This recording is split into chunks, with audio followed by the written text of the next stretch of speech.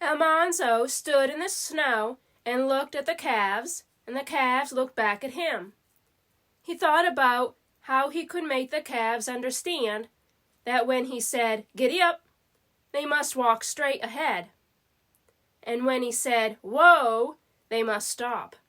Finally, he went to the cow's feed box and filled his pockets with carrots. "Giddy up," he shouted. Then he showed Star and Bright a carrot. The calves came forward at once.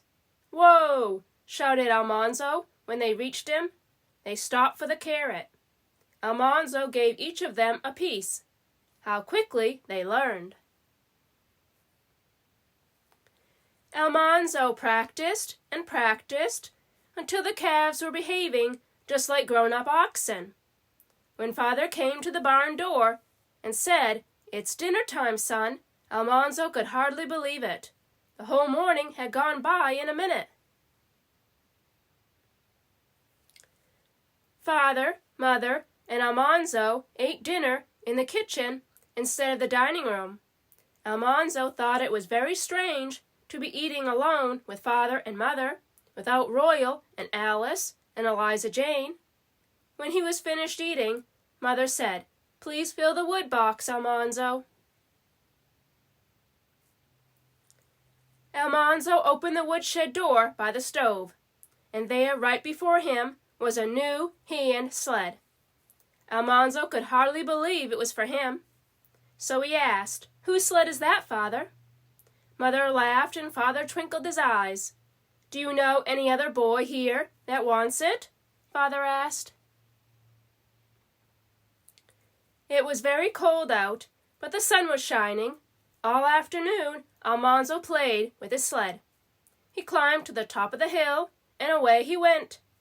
Each time, the sled went flying, end over end, into the deep drifts. Almanzo went flying too. Then he pulled the sled up the hill again for another ride. When Almanzo was tired of sledding, he came back to the warm house for apples and donuts and cookies. In his right hand he held a donut, and in his left hand he held a cookie. He took a bite of one, then the other. Then he climbed the stairs to Father's attic workroom.